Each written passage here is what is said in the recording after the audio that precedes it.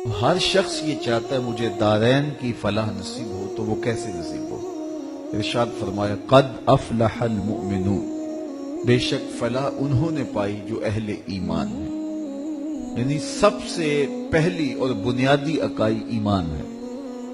اگر کسی شخص نے ہر شعبہ زندگی میں کامیابی کے جھنڈے گاڑ لیے لیکن ایمان کا نور اس کے پاس نہیں ہے، کوڑی مول نہیں ہے اس کا، تو سب سے بڑی دولت جو ہمیں اس دنیا پہ دی گئی ہے وہ دولت ایمان ہے۔ دوسری بات، وہ اپنی نمازوں میں خشوع کرتے ہیں، یہ کیفیت پیدا کرنے کی ضرورت ہے نمازوں کے اندر، تاکہ نماز کا حظ، نماز کا لطف نصیب ہو۔ آگے فرمایا والذین ھم عن اللغو معرضون، اور وہ لغویات سے اعراض کرتے ہیں، فضول اور بیہودہ امور میں زندگی ضائع نہیں کرتے، ان کی زندگی کا ایک ایک لمحہ با مقصد ہوتا ہے۔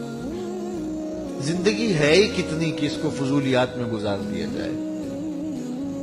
آپ دیکھیں جس عمر کے حصے میں بھی ہیں تو ذرا ماضی میں دیکھیں، یہ کل کی بات نہیں کہ ہم گلیوں میں کھیلتے تھے، اب یہاں آ کے بیٹھے ہوئے تو 50 سال 60 سال 20 سال 25 سال 40 سال چٹکی بھرتے ہوئے گزر گئی، یہ کل کی کہانی لگتی ہے، تو آگے ہمیں پتہ ہی نہیں ہے کہ زندگی بقیہ ہے کتنی۔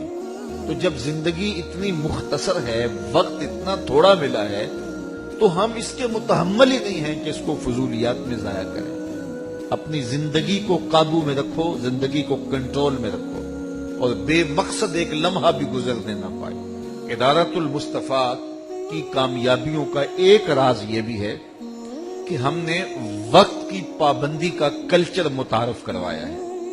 ہمارے جلسے 1.5 گھنٹے سے 2 گھنٹے سے زائد نہیں ہوتے ہیں، بڑی کانفرنس جو وہ بھی 3 گھنٹے سے زائد نہیں ہوتی ہے۔ جو ہم ٹائم دیتے ہیں آغاز کا اور اختتام کا، اس کے مطابق ہم شروع کرتے ہیں۔ مختلف شعبہ حیات میں مصروف تین لوگ بھی ہمارے اجتماعات میں آنے سے ہچکچاتے نہیں ہیں، انہیں پتہ ہے کہ جو وقت دیا ہے اس کے مطابق ہی ہم واپس آ جائیں گے، یہ نہیں کہ جا کے وہاں پھنس ہی جائیں گے۔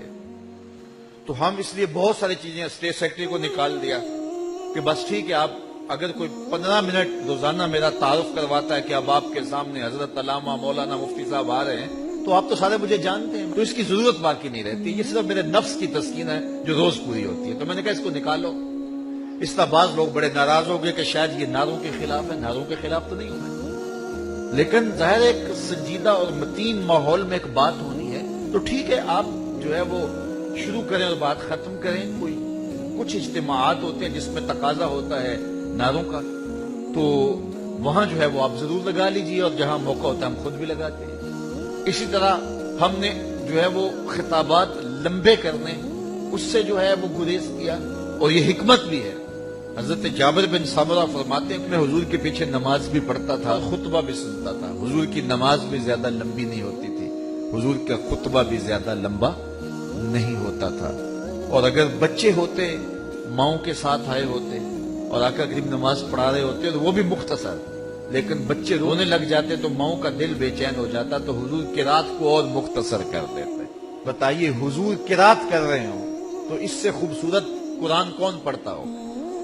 لیکن میں اس لیے تقریر لمبی کر دیتا ہوں کہ ٹھیک ہے اب لوگ مجبور ہو کے بیٹھے، یہ تو کوئی حکمت نہیں ہے، یہ تو کوئی دانائی نہیں ہے۔ میں آپ سے ایک سادہ سا سوال کرتا ہوں، ظہر کی نماز زیادہ اہم ہے یا جمعے کی نماز زیادہ اہم ہے؟ تو آپ سب کہیں گے کہ جمعہ زیادہ اہم ہے، تو ظہر کی 4 رکھتے ہیں فرض اور جمعے کی 2 رکھتے ہیں،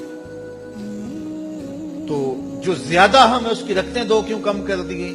کیونکہ ساتھ خطبہ شامل ہو گیا تھا، 2 رکھتے کم کر دی گئی۔ تو وقت کی قدر کیجئے، وقت کی اہمیت کو سمجھیے، اور لوگوں کے خیالات کا، جذبات کا اور لوگوں کے مزاج کا ضرور خیال رکھیے، اور اگر کوئی یہ خیال نہیں رکھتا وہ دین کی حکمت سے ہی ناآشنا ہے، دین کی حکمت سے ہی جو ہے وہ آگاہ نہیں ہے۔ تو فرمایا اگلی بات والذین ھم للزکاۃ فاعلون، اور وہ زکوٰۃ دینے کے عمل کو ادا کرتے ہیں۔ زکوٰۃ کوئی مال کا بہت حصہ نہیں ہے کہ جس کو نکالنا پڑتا ہے، یہ 40واں حصہ ہے، تو 40واں حصہ اللہ کی راہ میں دینے سے مال پاک ہو جاتا ہے۔ تو اپنے اموال کی زکوٰۃ دے کر کے اپنے مال کو پاک کیجئے، اور نفلی صدقہ جات بھی ادا کیجئے۔ دل کی جو بیماریاں ہیں وہ ہے حسد، حقد، بغض، کینہ، نفرت. یہ دل کی بیماریاں ہیں. اور دماغ کی بیماریاں ہیں غرور، تکبر، تفوق اور جو ہے وہ ریا. یہ بڑی باریک بیماریاں ہیں اور اللہ معاف کرے ہم میں سے کثرت کے ساتھ لوگ ان بیماریوں کا شکار ہوتے رہتے ہیں. اور یہ ایسی بیماریاں ہیں جو کسی کا تو کچھ نہیں بگاڑتی، اپنا چین، اپنا قرار لٹ جاتا ہے اور اپنی زندگی کا سکون برباد کر بیٹھتا ہے بندہ. یعنی یہ بیماریاں دنیا کی زندگی کو بھی تلخ کرتی ہیں اور انسان کی باطنی زندگی کو بھی برباد کر دیتی. یہ اس کی دونوں زندگیوں کے لیے بربادی کا سبب ہے.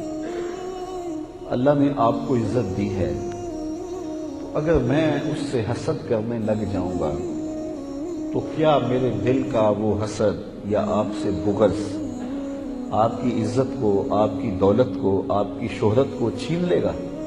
نہیں چھین لے گا. آپ کو تو کوئی فرق نہیں پڑتا. ہاں یہ ہے کہ میرے حسد کی کہانی آپ تک پہنچ جائے تو آپ پریشان ہو جائیں گے کہ یار اس شخص کے بارے میں تو ہمارا بڑا اچھا نظریہ تھا، یہ اتنا غلط آدمی ہے. تو اس سے آپ کو ایک تکلیف ہوگی وقتی طور پہ، پھر آپ اس سے گزر جائیں گے.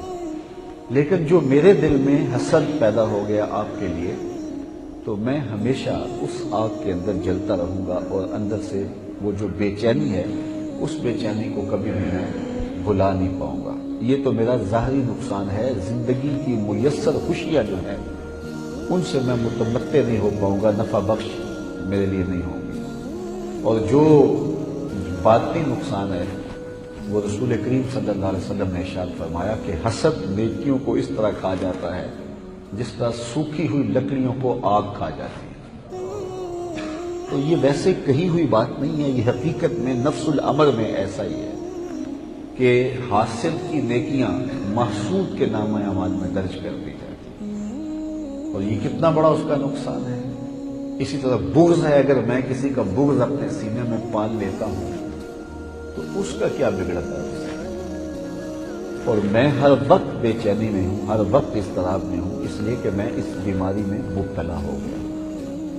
اور اس کا روحانی نقصان کیا ہے کہ اللہ تعالیٰ کی نظر رحمت سے محروم کر دیا گیا. اگر میرے سینے میں کسی کا بغض ہے تو یہ اس کا روحانی نقصان مجھے اٹھانا پڑے گا، آپ کو اٹھانا پڑے گا. تو جب دل مصفا ہوتے ہیں، دل پاک ہوتے ہیں، دل ستھرے ہوتے ہیں تو پھر رب کی رحمتوں کا نزول ہوتا ہے. تو ہمارے قلوب کا تزکیہ ہونا چاہیے اور ہم تنہائی میں بیٹھ کے جائزہ لیا کریں کہ ہمارے دل میں کسی مومن کا بغض تو نہیں ہے. یار کوئی برا بھی ہوگا، اچھا نہیں بھی ہے تو یہ عمل اس کا اس کے ساتھ ہے، میں اپنے دل میں بغض کیوں پالتا پھر؟ تو ہم اپنے دل کا جائزہ لیں، اپنے دل پہ غور کریں، اپنے دل پہ تدبر کریں. حضرت باعزید بستانی علیہ رحمہ فرماتے ہیں میں 10 سال تک دل کے دروازے پہ بیٹھا رہا اور میں نے اپنے دل میں غلط بات نہیں جانے دی. کہا پھر 10 سال میرے دل نے میرا خیال رکھا اور کہا اب 20 سال ہو گئے ہیں، دل کو میری خبر نہیں، مجھے دل کی خبر نہیں. وہ اپنے کام میں لگا ہے، میں اپنے کام میں لگا. تو قد افلح من تزکا، کامیاب وہ ہوا جس نے اپنے من کو ستھرا کیا، اپنے باطن کو روشن کر لیا. اللہ تعالیٰ مجھے آپ کو اپنے باطن کی پاکیزگی کا سامان کرنے کی توفیق عطا فرمائے. اللہ مجھے آپ کو اپنی رحمتوں کے سائے میں رکھے اور ہمیں ایسا مسلمان بن جانے کی توفیق نصیب کرے جس طرح کا مومن میرا رب دیکھنا چاہتا ہے، اور ہمیں حضور علیہ السلام کے بتائے ہوئے طریقوں کے مطابق زندگی بسر کرنے کی توفیق